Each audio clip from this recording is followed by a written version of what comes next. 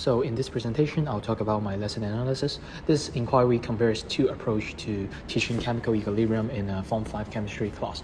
The first lesson used the scaffolded POE method, an approach to teach the effect of concentration on equilibrium. And the second lesson was taught about the effect of pressure using a more conventional non-POE approach. My goal was to compare how far these two lessons designed to support students' conceptual understanding of equilibrium. Chemical equilibrium is a conceptual difficult topic in chemistry. Many students can recall a phrase like shift left or shift right, but they often do not fully understand what equilibrium means or why a system responds to change in that way. So our research also shows that the misconceptions are common. For example, students may think equilibrium is static, that the reaction stops, or the equilibrium means equal amounts of reactant and product. So in this inquiry, I want to focus on not just the remarks, but more importantly on students' conceptual understanding. This inquiry was carried in Form 5 class, as I mentioned, with 22 students, and the student had already learned some related ideas such as reversible reaction and dynamic equilibrium. In terms of the class characteristics, they are generally willing to take notes and work in a positive learning environment, but they were more passive in oral participation. This made the lesson design especially important because I need to add a structure that design something that to make students' thinking more visible. My main research question was, to what extent does a scaffolded POE lesson promote stronger conceptual understanding of chemical equilibrium than a non-POE lesson? To answer this, I focused on three areas. First, how the students' pre-test and post-test scores change. Second, how the quality of their expression differed. And third, what misconceptions still remained even after each lesson. So the lesson inquiry was informed by four main ideas: constructivism, conceptual change, scaffolding, and POE.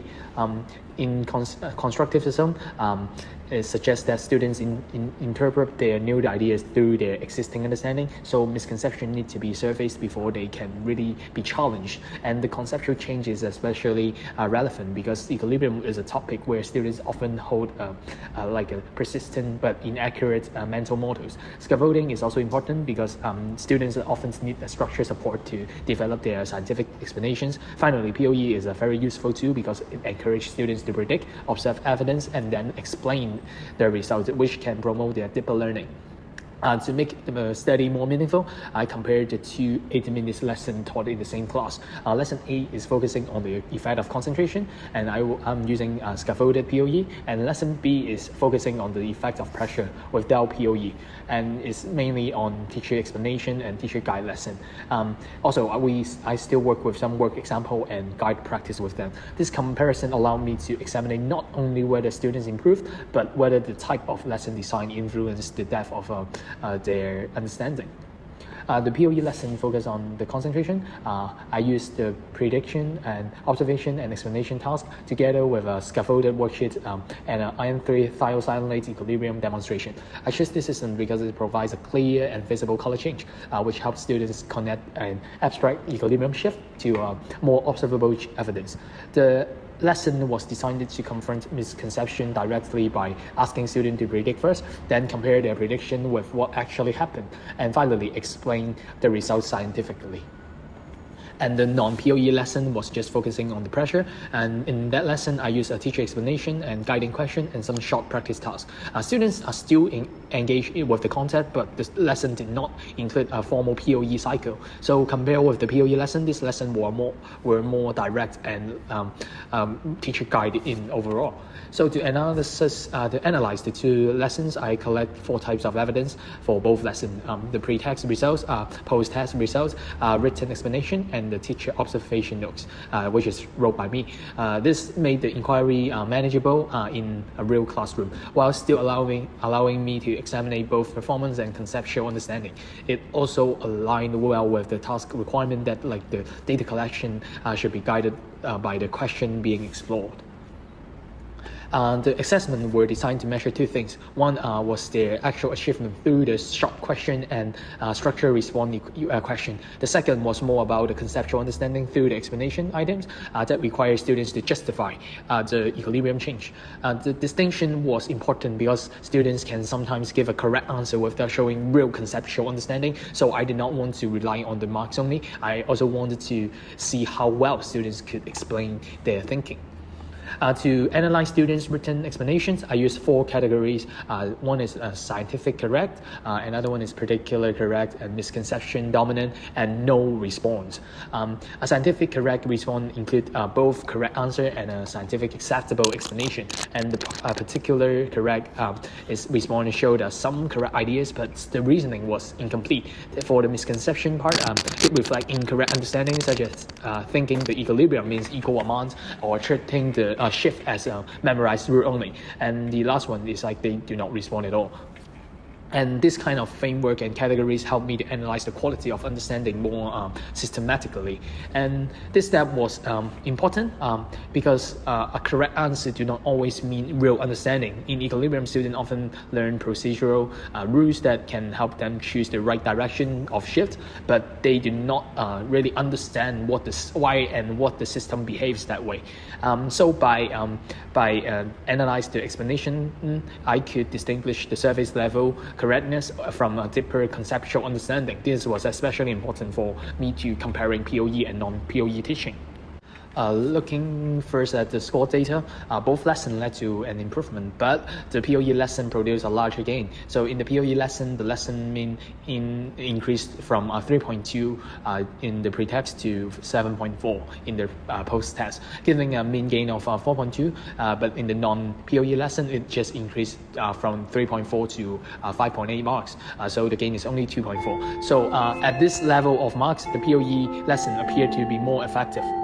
And also, when I look at the students improving by at least 3 marks, in the POE lesson, 19 out of 22 students have improved at least 3 marks. And in the non-POE lesson, the number was 11 out of 22. So this I think can suggest that the effectiveness of POE lesson was more widespread across the class rather than limited to only few students comparing to the non-POE lesson.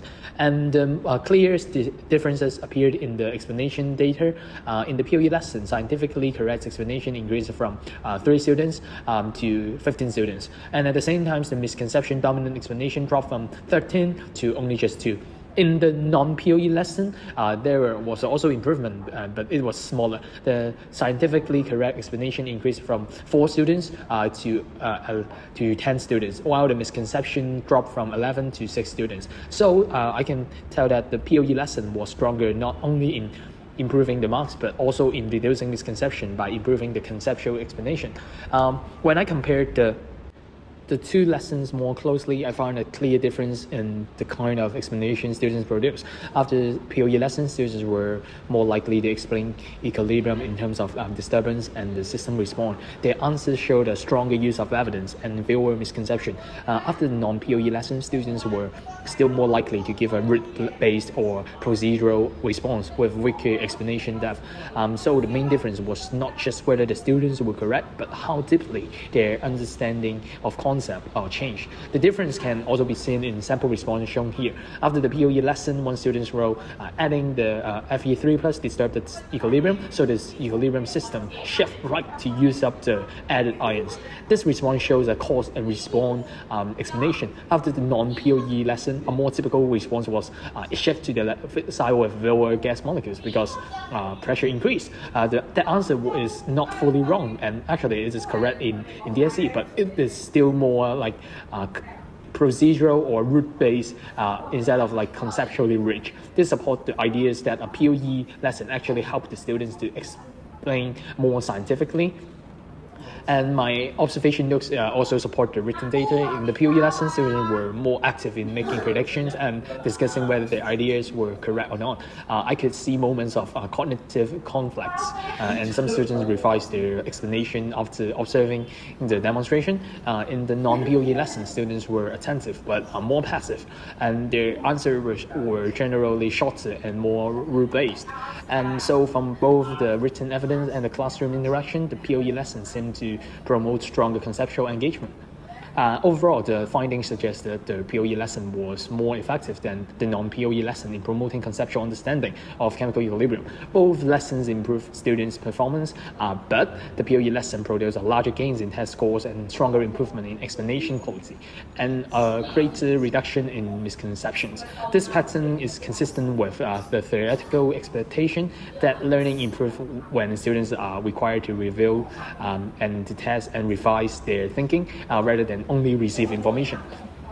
In terms of lesson quality, this comparison suggests that the POE lesson had a stronger alignment between learning theory, task design, and evidence of students' learning. The lesson did not simply present information, it created an opportunity for students to confront their prior ideas and observe the evidence and construct a better explanation. By the contrast, the non-POE lesson was more efficient in content delivery, but less effective in addressing underlying misconceptions. This helped me to see that lesson quality should be judged not only by the coverage, but whether the design supports the conceptual change. Of course, the inquiry also had limitation. First, the two lessons focus on different equilibrium factors. Concept of concentration and pressure are different, so the difficulty level may not be exactly the same. Second, the data came from only one class. Okay, so the findings are not broadly generalizable. Third, the pre-test and post-test data are only showing short-term learning, but not the long-term retention. So I would interpret the finding as a strong classroom-based evidence, but not as an absolute proof of the effectiveness. Based on the results, I would continue to use POE for topics to involve common misconception or some abstract reasoning, and I can also use some simulation to extract the understanding. If I taught the lesson again, I will strengthen the design further by adding a particle level diagram, more peer discussion before explanation, and delay post-test to examine the retention. I would also bring more reasoning-focused tasks into the non-POE lesson, so the students are not just only learning rules, but also making sense of science behind them. These are practical change that directly informed by the evidence from this inquiry. So to conclude, this inquiry helped me to see more clearly that both lesson designs can improve learning, but POEs better support the conceptual understanding. But of course, it's more time consuming. But more importantly, it reminded me the effective chemistry teaching needs more than clear explanation. It also depends on the opportunity for students to review their thinking and test it again with evidence, and then reconstruct it again in a more scientific way. So thank you for listening, and